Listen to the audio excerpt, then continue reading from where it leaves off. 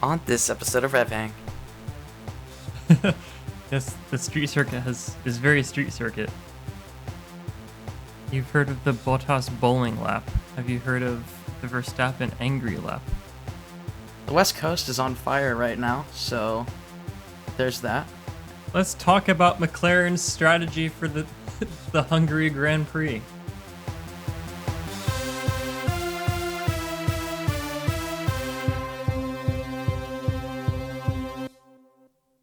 Hello everybody and welcome back to RevHang. I am Nathan, and alongside me virtually across the airwaves is my good friend and co-host Ben. How are you doing today, Ben? Oh, I'm doing pretty good. Had a little bit of a late day at work, but I've just been kind of, working away at chores and working on my audio system that I've been putting together. I've been trying to make the best audio system of 2010 for as cheap as possible. Yes, you mentioned that a little bit last episode, a couple of weeks ago. Oh, wow. It's been a while. Yeah, it has Completely been a while. forgot. A lot has happened in the world in a couple weeks. Not getting into politics because that's not what this podcast is. Feel free to not elaborate. The West Coast is on fire right now, so there's that. Once again, it's like the 17th year in a row. Not really, but like literally the 5th. So I had a little bit of a break last year, but it's been rough. Yeah, so there is that. But this is not an arsonist podcast. This is a racing podcast. So the implication that the wildfires have all been caused intentionally. Yeah, well, they have caught people starting stuff earlier this year, even just a couple weeks ago. So, gotta love living here where people decide that burning things is the way to go. Anyway, again, not an arsonist podcast. We have 4 races to go over this week, and we are going to rip through them. Ben told me off a screen that we were going to spend 10 minutes talking about how short this podcast was going to be. So let's not do that. And let's jump into paddock news and start with our first little bit. In IndyCar, Alexander Rossi has been replaced by Teo Porcher. He was replaced for the Grand Prix in Toronto after an accident in practice. And I don't know how long he'll be out. If it's a hand injury, it could be for maybe a month-ish. So he could be out for another couple races. So Teo Porcher was fired by McLaren and then quickly rehired. If I had a nickel for every time a McLaren driver had an injury and then they had to hire Teo Porcher to fill in for the race car driver for one or more races, I would have 2 nickels. Which isn't a lot, but it's weird that it's happened twice. Ben, our resident meme lord, on point as always. Moving on, Kevin Magnussen has announced that he will not return to race for Haas in 2025. Probably not his decision, but I think the right one for Haas. I think K-Mag has had his time. He's had his chance in the sport. He got a second chance in the sport and has not done too much with it, at least not as much as Hulkenberg. So back to WEC with you. Yeah, probably. I mean, that's where his father got a lot of his racing success in WEC and Rally, I think. So I could definitely see him racing at Le Mans and in World Endurance in general. That would be awesome. But anyway, that's all for paddock news. There really wasn't that much this go around, which is weird because we had a 2-week break, or a 1-week break. So let's move into the first IndyCar race and go through the top 10 in qualifying. This is the first race at Iowa. I did lie to Ben last week and told him there was going to be 1 qualifying session for 2 races. That's how it has been in the past, but that is not how it was this year. So I apologize, Ben. It's whatever. So for the first race, is right twice a week. Right, no, twice same. Yeah. Continue. For sure. Top 10 in qualifying for the first race at Iowa Speedway was Colton Herta on pole position, followed by Scott McLaughlin and Alex Palou, with Will Power and Scott Dixon in 4th and 5th. 6 through 10 were O'Ward, Rossi, Ferrucci, Armstrong, and Ericsson. You absolutely love to see an Andretti car in pole position on an oval. Yeah, it's a rare occurrence. All right. Going into the race, we're going to keep this pretty brief. Colton Herta led most of the race until a poorly timed caution ruined his chances, and McLaughlin led the rest of the race. And that is all that happened.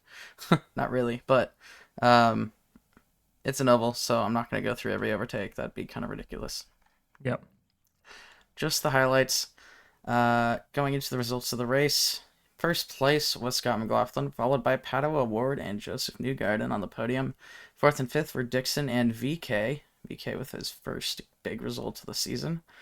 6 through 10, we had Ferrucci, Kirkwood, Rossi, Ericsson, and Armstrong. 11 through 15 were Herta, Siegel, Rosenqvist, Simpson, and Robb. 16 through 20 were Ray Hall, Legg, Power, Fittipaldi, and Carpenter.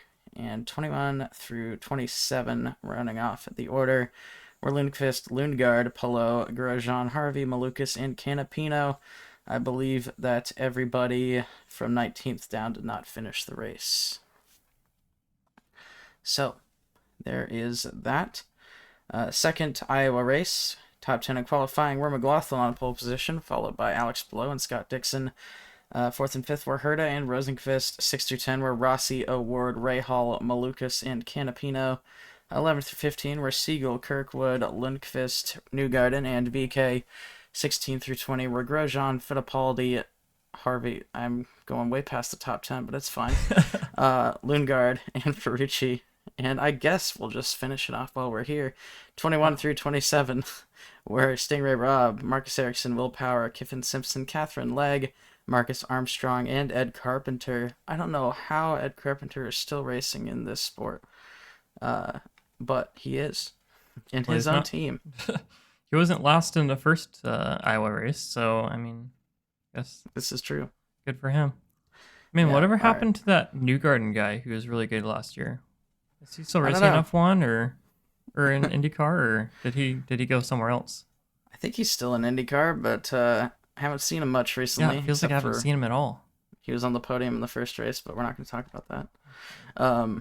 All right, race highlights. He's supposed to be winning these races. This is true. He swept Iowa like the last 2 years, I think. So, or no, I think O'Ward won in 2022. He won one of them. But there's a reason his nickname is the King of Corn. Yes, indeed. He did win the first race of this season on track, but then he was disqualified. He did also win the Indy 500, which I keep forgetting. Oh, shit. He did. But yeah, all right. Second Iowa race. Palou and Power swapped the lead back and forth for most of the race. It was actually pretty feisty at the front. But Palou ended up he had some weird pit stuff happen with cautions and ended up dropping behind Power, and Power was able to lead the rest of the race. And on the last lap, after the leaders had crossed the finish line already, Stingray Robb had a massive aerial crash with Alex Rossi on the last lap of the race. Rossi just deciding to lift on the high line. I think he was out of fuel, but yeah. Either way. Yeah, he crashed into the back of Rossi and went skyward. And yeah, took he did a bunch like of people 3 out with rolls. him. Yeah, it was a pretty scary crash, and he was fine, and he was back racing in Toronto. So yeah, arrow screen for the win. Arrow screen for the win, indeed. Without that arrow screen, we probably would have lost Stingray Robb and Kyle Kirkwood, because Ed Carpenter ended up on top of Kyle Kirkwood after that crash. Crazy. Yeah, pretty nuts. All right, results of the race. First 5 were Power, Palou, McLaughlin, Dixon, and Herta. 6 through 10 were O'Ward, Newgarden, Ray Hall, VK, and Grosjean. 11 through 15 were Ferrucci, Lundqvist, Malukas, Siegel, and Rossi. 16 through 20 were Kirkwood, Lundgaard, Simpson, Armstrong, and Fittipaldi. 21 through 27 running off the finishers were Stingray Robb, Ed Carpenter, Marcus Ericsson, Catherine Legg, Augustine Canapino, Felix Rosenqvist, and Connor Daly, who is back. Back like he never left. I completely missed that. DNFing 44 laps into the race. Nice. Yeah, classic. Yep. So those were the 2 Iowa races. Let's move on to Toronto. This is a pretty good race. This was a good race. Very good track. Very street circuity, obviously. Yes, the street circuit is very street circuit. Yes. Qualifying the top 10 were Colton Herta, Kyle Kirkwood, Felix Rosenqvist, Scott McLaughlin, Roman Grosjean, David Malukas, Joseph Newgarden, Graham Rahal, Will Power, and Augustine Canapino. Going into the race, Colton Herta dominated the entire weekend, topping every single session. He led the entire race whilst dodging chaos behind him, with most of the drivers getting caught up in different incidents, including Ward, Ericsson, Siegel, Porcher, Will Power, Scott Dixon, Canapino, Grosjean, like everybody. Yeah. So everybody had a bit of a hectic race except for Herta and Kirkwood at the front. And Yeah, speaking of I know I Herta, look tired, but I'm actually very excited about this result for this race.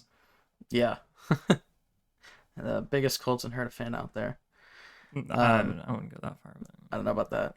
Anyway, so results of the race. Speaking of Herta and Kirkwood, almost just combined their names. Kurt You Wood. can tell we are very awake right now.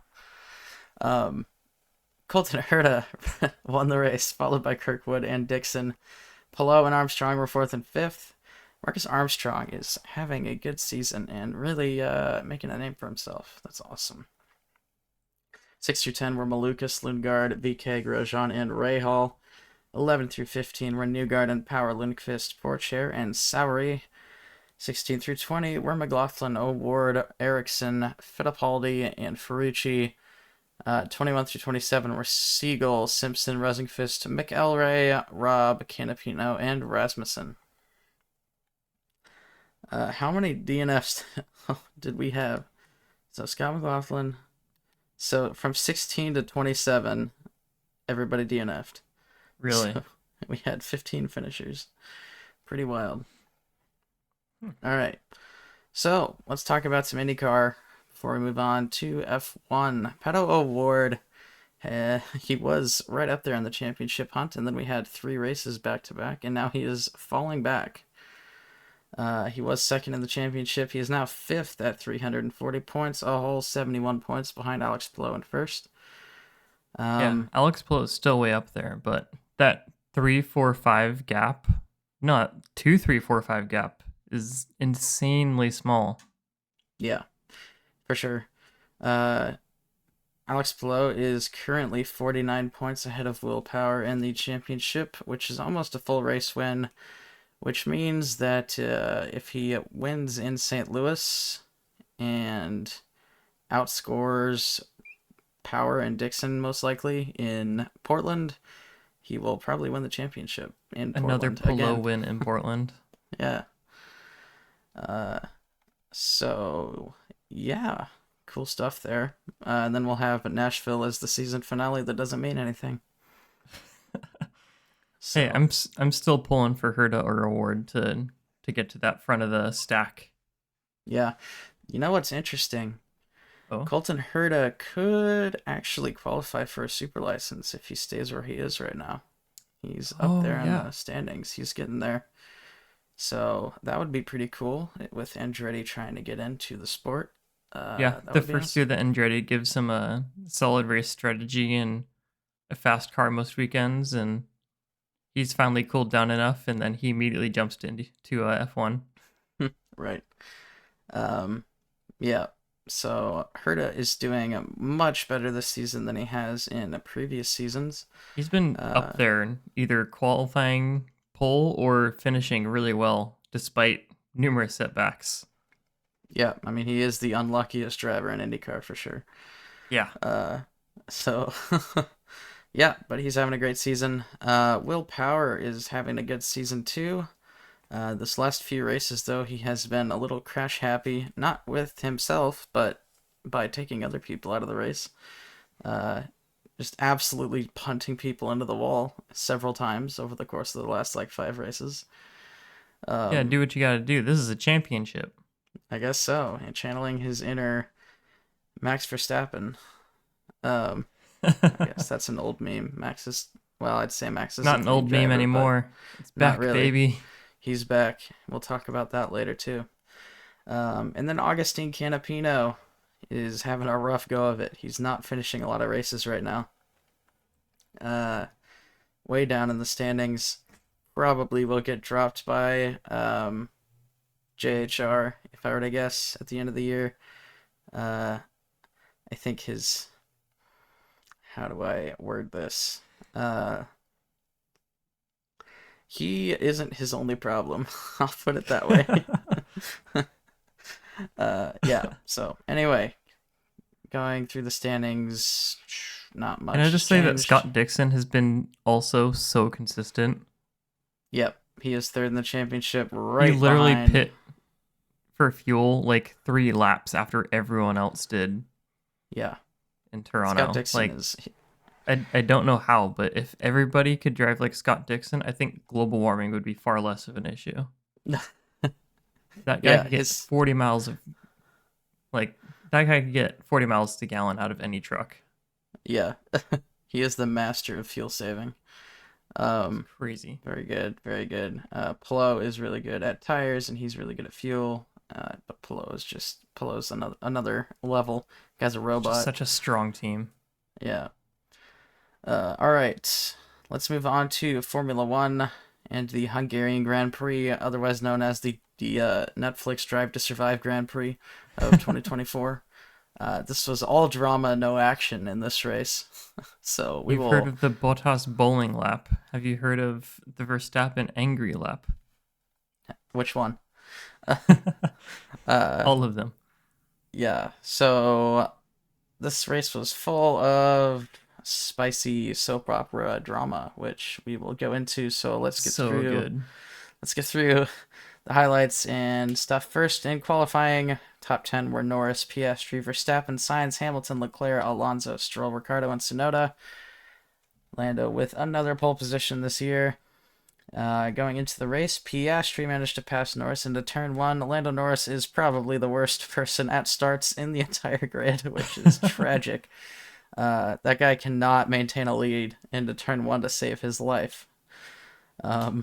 But anyway, Verstappen also passed Norris, but it was off the track and he had to give the position back. Alonso dropped through the field like a brick after having a very good qualifying. He got passed by everybody and their dogs. Hamilton passed Verstappen on pit strategy early on. Lando Norris pit on lap 46, undercutting Piastri and taking the lead the next lap. McLaren then told Norris to give the position back to Piastri since it was McLaren's call to pit Norris first.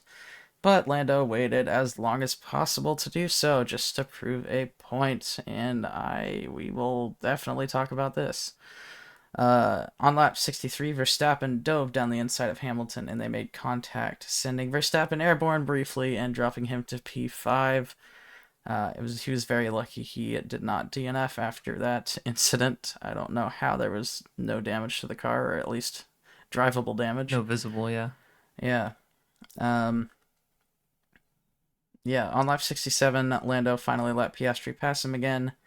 And on lap 70, Piastri crossed the finish line in first place, winning his very first Formula One race if you don't count the sprints. Yeah, and he sounded so excited about it. Well, we all knew that he would be cool, calm, and collected, but I suspect that.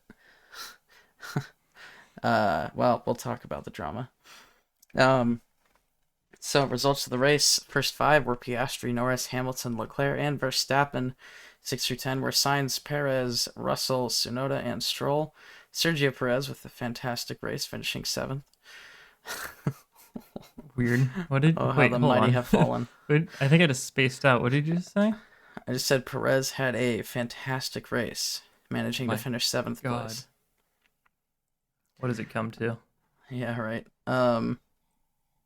And then 10 through 15 were Stroll, Alonso, Ricardo, Hulkenberg, Albon, and Magnussen. 16 through 20 or 16 through 19, running off the finishers were Bottas, Sargent, Ocon, and Zhou, and Pierre Gasly had a mechanical DNF. Yep, some kind of hydraulic Again. issue that they said in one like pass off sentence, and then that was it. Yep.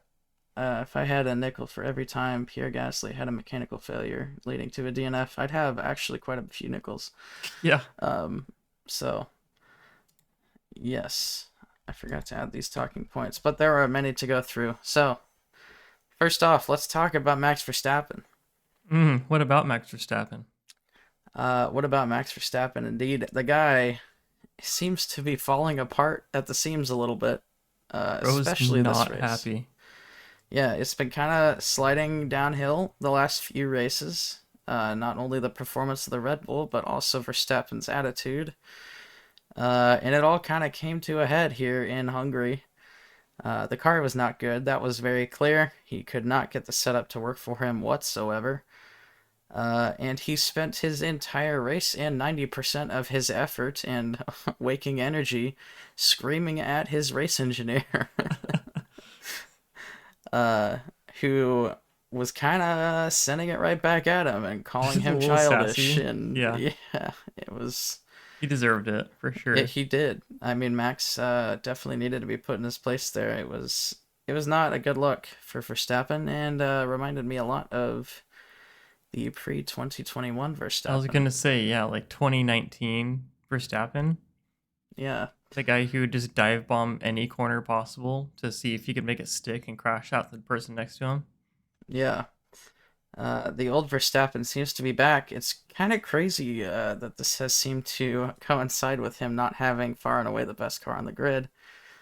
Um, I don't know how bad the Red Bull is, but it can't be very good right now. I feel like, Yeah, I don't know, Verstappen's really quick, but the car must be really bad it if seems like he's, he's been complaining about grip levels literally the past half season at least.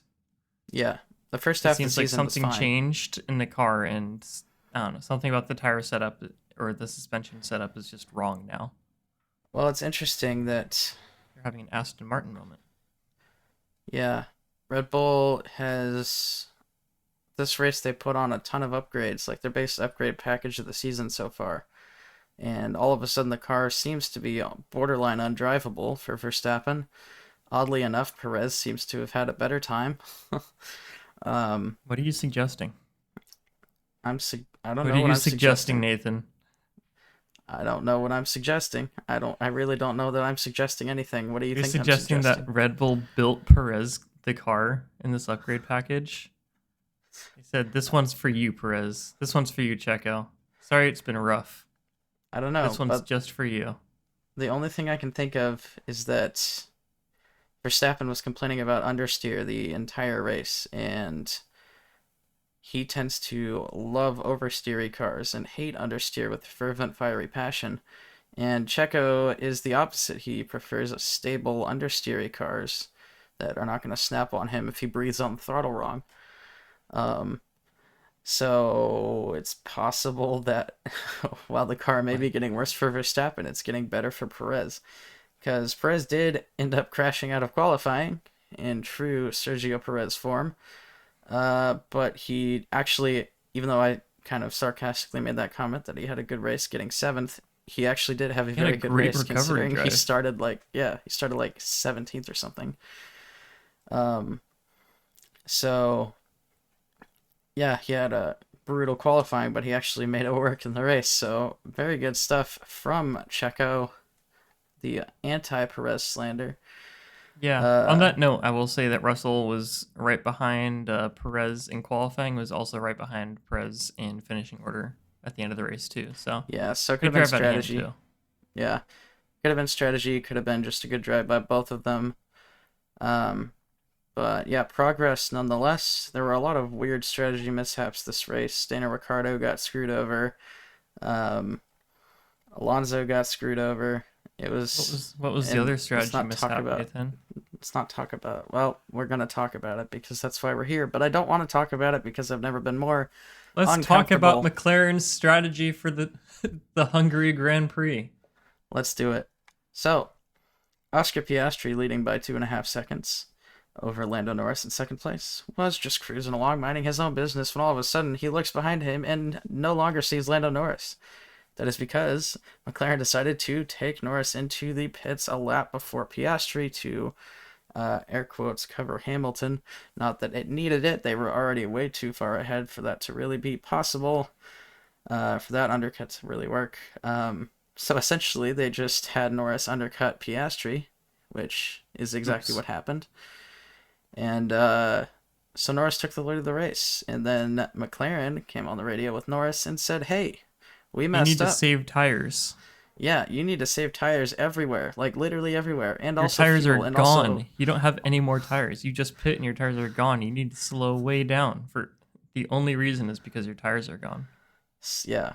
Um, they told him several times to slow down and let Piastri pass. To which he said, "You should have pit him first then." Um, just absolutely savage by Lando Norris. Um, but this is it was a really interesting decision here. I would have felt so bad for Piastri if they had let Lando cruise off and win the race. However, I think letting Lando cruise off and win the race was the correct call for McLaren. Um, Considering they were guaranteed a 1-2, essentially, uh, no matter which driver won. And so nothing would have changed in the Constructors' Championship, and Lando would have gained an extra 7 points on Verstappen in the Drivers' Championship. So while that really would have sucked for Piastri, considering where the car is right now, I don't think this is Piastri's last opportunity to win a race this year, Yeah. and probably next year too. Like, I really think that McLaren will win both championships in 25. With the Bold. trajectory they're on, they That's keep fair. getting better. Yeah. They keep getting better. It's kind of nuts. They're the new Red Bull. Like they got the field both cars by 10 seconds by the True. end of the race. So, and this is a very different track than Silverstone, where they were also the best car, even though McLaren screwed that up too. Um, so considering you have a high speed, high power, fast corners track like Silverstone, where they're the fastest car, and then you go to Hungary, which is essentially a an established track that is Monaco, close walls, tight 90-degree corners, slow corners, not a lot of long straights, not a lot of DRS zones, and they're even more dominant. Like I don't know. I can't see McLaren not challenging for every single race for the rest of the season. Um, Especially It just Spa. yeah, it just felt so bad. Like the way they did it. It just felt weird. Yeah, I don't think Piastri will have any trouble winning more races in the future unless Lando just absolutely beats him down. But um, yeah, it did feel bad, and if I were Piastri, I would not have wanted to win my first Grand Prix like that. And I think that might be why he seemed a little underwhelmed coming over the line. Uh, because honestly, if we think about this, considering how much faster Lando was while supposedly saving tires than Piastri on the last stint, it is likely that even if they pitted Piastri first, Lando probably would have still won the race. Yeah. Now, where Lando I think messed up is I think he should have given Piastri the position back immediately and then raced him for the win. Because then he could say, I did what the team wanted. I gave Oscar his position back after he got undercut because the team messed up. So I handled my side of the bargain. And then he was 2.5 tenths a lap slower than me for the rest of the race. And so I passed him and I won the race. Yeah. I I don't think think that anyone would have complained completely about that. feasible. Yeah. Yeah. So I think Lando, maybe his emotions got the best of him there. I can imagine while driving 200 miles an hour that it's kind of hard to think about things like that. Um, but I think It's easy Lando, to also just get stuck in a situation too where it's like, oh, this situation sucks. right. To make yeah. I mean, you could tell. I mean, it was clear that he was fighting with himself, and he's like, he wants to be a team player, but at the same time, like, he's fighting for Got a a championship championship. to win. Yeah. He's not out of the drivers' championship hunt by any stretch, especially with Verstappen's form the last few races. If Verstappen is having mental breakdowns in the car and melting to pieces, uh, he's probably gonna crash a couple of times at some point for the rest of this year, Yeah. especially if the car is borderline undrivable for him. I would not be surprised if we saw two, maybe three Verstappen DNFs before the end of the season. So Lando needs to pick up every single point he can get right now. And yeah, I don't know. I mean, call me a Lando fanboy, which is kind of what I am, but uh, you can't just say I'm you know, I ride the hype train because I've been Yeah, a McLaren fan for 4 years. So ride or die. You're there for the Ricardo era. The Ricardo era. I, yep, and I supported Ricardo while he was a McLaren driver, Yep. much to my significant other's dismay, I guess. Yeah. Uh, That drive to survive effect is very strong. yeah. But So yeah, I lots of can drama. imagine. Yeah, being in Norris's shoes, the first having that feeling of being the first driver in 3 years who could possibly touch Verstappen Yeah. in terms of championship, and feeling like your team's kind of throwing it away that would be very frustrating. Well, exactly. Like he would have won Silverstone, but he came in fourth. So that is what 13 points that he lost. Yeah, He would have won Hungary, losing another 7 points. So he would already be 20 points ahead of where he is now, and less than 60 points behind Verstappen. Uh, and that's just the last two races, not to mention um, Austria, where I can't remember exactly what happened, but I think he was in contention there too. Um, so McLaren keeps shooting Norris in the foot, not themselves, not just themselves, but they're just like pointing the gun at Lando Norris's right foot and saying, haha, take this. Um, so yeah, odd stuff. Um, but I don't know why they made that decision other than they didn't want to make Piastri mad. But when Piastri was falling back by half a second a lap, I don't think he really had any space to be mad because Lando had to slow down when he was 10 seconds ahead of Piastri at the end of the race. yeah, Like there he had was a a 10 good. second gap. It was like why are we swapping positions? It's clear that Lando's faster and deserves to win the race. So that's just my 2 cents. But yeah, moving into the championship, Norris edges a little bit closer to Verstappen, not as much as it could have been. Norris, Norris, what's a little closer to Verstappen? I don't want to talk about it. Sorry, I've brain rot. It's It's late. okay. We're both tired.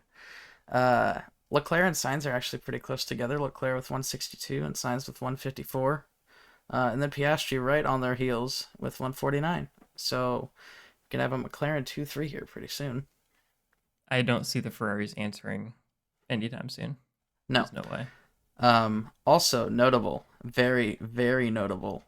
Sergio Perez has dropped from 6th to 7th place in the Drivers' Championship. And this is 6 places behind Max Verstappen, which, if you remember from last week, is one more place than the 5 places denoted in his contract to keep his seat. And he is much more than 100 points behind Verstappen. He is, in fact, 141 points behind Verstappen. Danger So zone.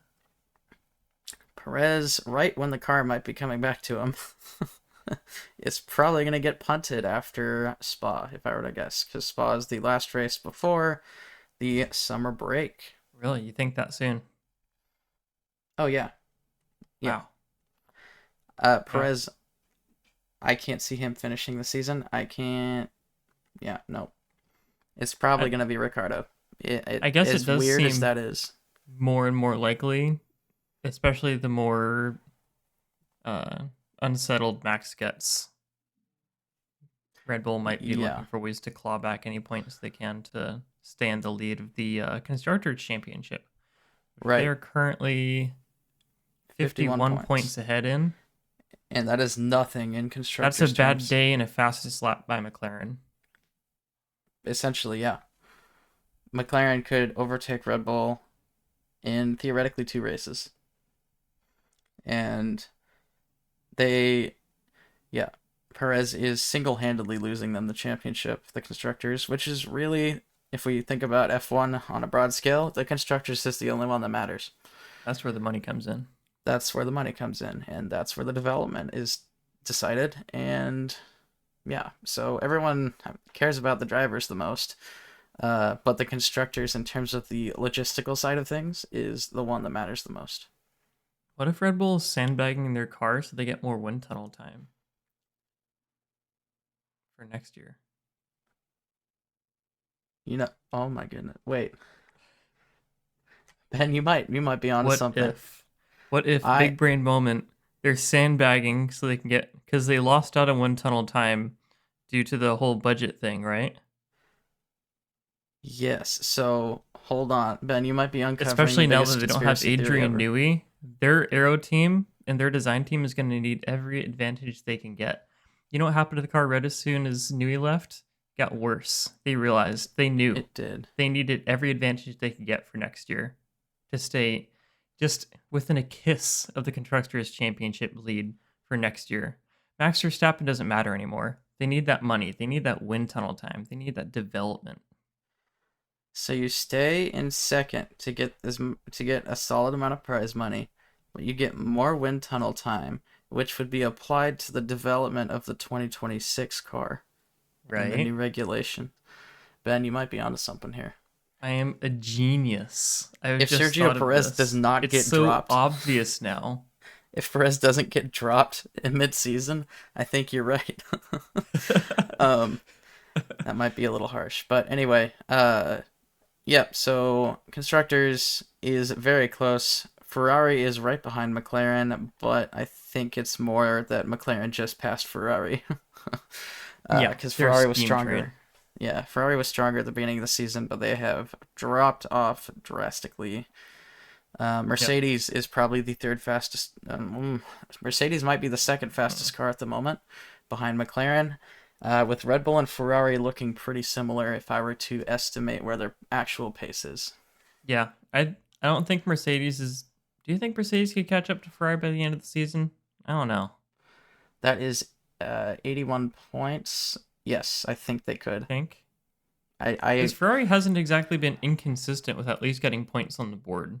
That's true. So I'll say this: I think they could, but I think an 80-point gap between Ferrari and Mercedes is a lot larger than an 80-point gap between Red Bull and McLaren, even though it's not 80 points, but just as That's an a good example. point. Because McLaren has two drivers and Red Bull has a half a driver. Um, Great for that's too marketing though. that's too far. Lots of marketing Um, money. yes, so Red Bull Unfortunately. is yeah, I think Red Bull is around Ferrari in terms of true pace. I'm shocked that Aston Martin is as high up as they are, but I think they scored most of their points at the beginning of the season, As is tradition. um, as is tradition.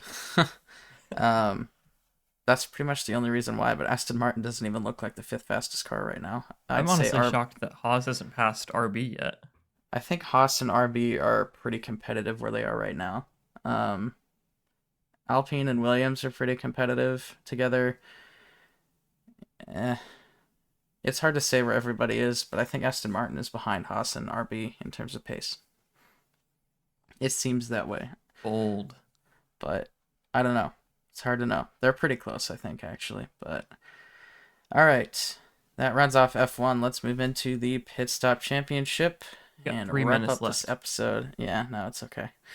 Um, pit stop championship in first place this week was Daniel Ricciardo with a time of 2.01 seconds, followed by Perez, Ocon, Gasly, Russell, Hamilton, Verstappen, Norris, and Sainz. Slowest pit stop was the Haas driver of Kevin Magnussen at 3.14 seconds, which actually is not a super slow fastest pit stop. I mean, it is, but it's not like atrocious, like 4+ seconds, like we've seen from some Sauber drivers this year. All right, standings. Not much has changed. I think Perez leapfrogged Verstappen again to take first place in the championship. And then Red Bull still way out in front, as always. I don't think there was any movement in the Constructors' Pit Stop Championship since last episode. Overtake of the week, I gave this to Joseph Newgarden because he overtook 7 cars in one pass around the outside on lap 40 of the Hy-Vee home front 250. Um, if you get a chance to watch the extended highlights of that, it was the first Iowa race this year. I think 2 or 3 minutes in, they cut to Newgarden just on a restart, sending it around literally 7 drivers. Yep. Right So after that high line had been cleaned off a little bit. yeah, so very good stuff from Joseph Newgarden, Mr. Anonymous this year. Yeah. Uh, it's weird saying that about the Indy 500 winner, but here we are. It, Um, it, Indy 500 would mean more if it was still double points. That's all I got to say about that. this is true. He would probably be in championship contention still. Where's he at in the championship? Newgarden is in 8th place at 266. If he had double points, he'd be around Kyle Kirkwood. So really, actually, never mind. He would not be in championship contention, but uh, he'd be fighting for 7th instead of solidly in 8th place. All right. Now, our predictions. We got a few of these to go through, so we'll try to be brief. I don't think I'll flash graphics up on the screen this week, so listen carefully. Yeah, I'll enunciate very well. We're unlike gonna I've bullet been doing through for the this. rest of this. Yeah. Okay. And the graphics might make people nauseous. So, pole position, we'll enunciate. For the first race in Iowa, went to Colton Herta. What did you say, Ben? I had Dixon. And I had Newgarden. It was not Newgarden. Podium was McLaughlin, O'Ward, and Newgarden. What did you say, Ben? I had Newgarden. I also had Dixon, Erickson. They were nowhere. Yes, I had Newgarden, and I had Polo and O'Ward. O'Ward also was on the podium in the first race, I believe. Yes, duh, that's what it says, Yep. Nathan. Green. Brain. Yep. Brain works, yes. Polo, here, me thinking I'm cool digging into my memory when I'm reading it right in front of me. Polo ended up not finishing the race. All right, winning number of pit stops. We were a little off on this one, Ben. Crazy. It was 2 pit stops. What did you say? How does that work? How does that work? Hmm. Is it just such a short track? I think so. I seem to recall the last few years it's been like, yeah, 4 or 5 pit stops, but this year it was not. It was probably 2 last time, and we just forgot. We're But just schizophrenic. it was Insane. 2 pit stops. What did you say, Ben? I put 4. I put 5. I thought that might have been a bit much, but it was a bit much. All right. Second race in Iowa, pole position went to Scott McLaughlin. What did you say, Ben? I had Dixon. And I had Newgarden. Podium was Power, Polo, McLaughlin. What did you say? I had O'Ward, Erickson, and Polo. Erickson letting me down again. I had Incredible. O'Ward, Dixon, and Power. So I got Power right, and you got Polo right. Erickson having... I think that number 28 car might just be cursed, but... Colton Herta has officially passed the curse on to him. You mean Grosjean? Or are you talking just Andretti in general? Just Andretti in general. Okay, that's fair. Winning number of pit stops, once again, considering it was the same exact race, was 2 pit stops. What did you say, Ben? I had 4. And I had 5. Nothing changes. All right. Toronto. Pole position went to Colton Herta in that number 27 car. What did you say, Ben? Wow, you and I both had Polo. Is the 27 or the 26? He's in the 26. I lied to you. Okay. It was, you had Polo. It was Herta. And I had Polo. It was Herta. Podium was Herta, Kirkwood, and Dixon. What'd you say? I had Rossi, Herta, and Dixon. Rossi was probably not even in Toronto. Well, maybe he Probably was. not. Maybe. Actually, I think he injured himself in practice or qualifying, so he might have been there. Yeah. I had Lundgaard, Polo, and Rossi, so both of us had a driver on the podium that didn't even drive in the race. The Lundgaard call out was so bold, and I respect you so much for it, but Yeah, it didn't pan out. no. Winning number of pit stops was 2. What did you say? I had 3. And I had 2. All right, Hungarian Grand Prix in Formula 1. Top 5, to remind everybody, was Piastri, Norris, Hamilton, Leclerc, and Verstappen. And I am so proud of myself right now. Oh my gosh. But, Things are bad for me in this one. What did you say, Ben? I had Verstappen, Norris, Piastri, Hamilton, and Russell with Tsunoda as my dark horse. And Norris, I only got right because of... Well, we already talked about it. Yeah. My top 5 was Piastri, Norris, Verstappen, Leclerc, Russell, and Hulkenberg as my dark horse. So I got Piastri, Norris, and Leclerc right. Man, we even just talked about it, and I forgot that Leclerc came in 4th. Yeah. I can't believe I called the McLaren 1-2 with Piastri winning. Like Insane.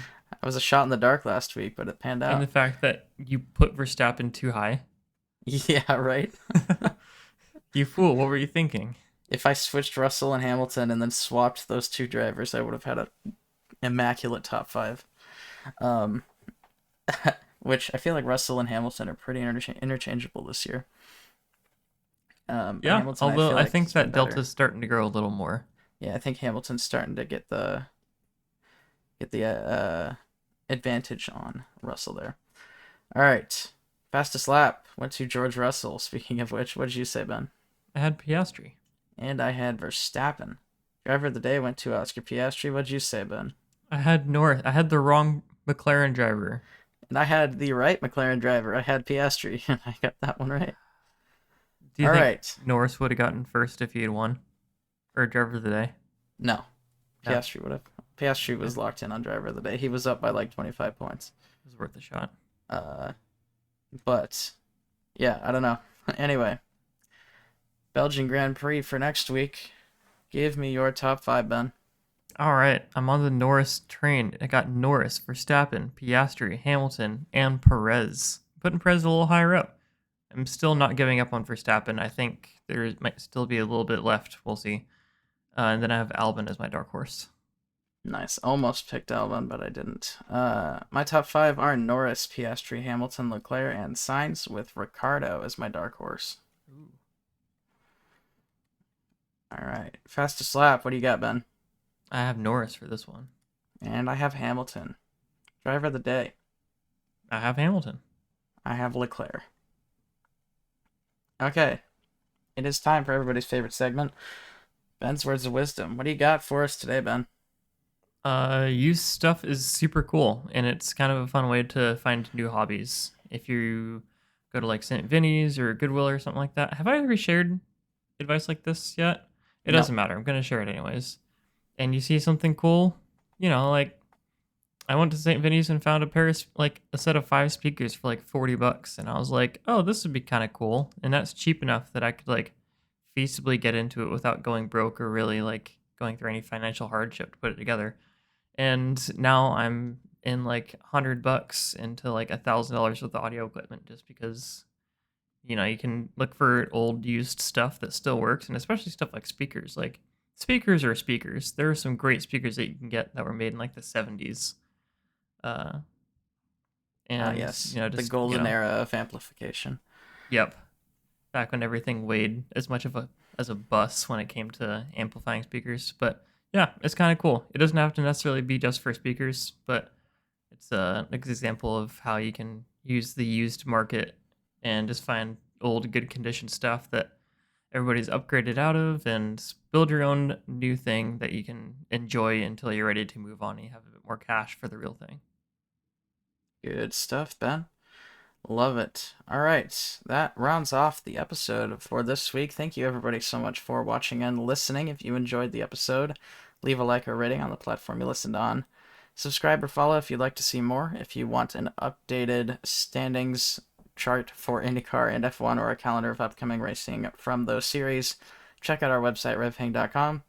If you have a question about racing or about us, hit us up on any socials, and we will probably feature it on the next episode. You can follow Ben on Instagram at BenjiMeetsWorld and myself at 2n_squared. You can follow the RevHang page on Instagram, Twitter, YouTube, TikTok, anywhere there are social media things at RevHang Media. We'll be back in a week to talk about the Formula One Belgian Grand Prix at everybody's favorite F1 track, who plays the F1 game. And until then, I've been Nathan. And I'm Ben. Thanks for hanging out. See you later.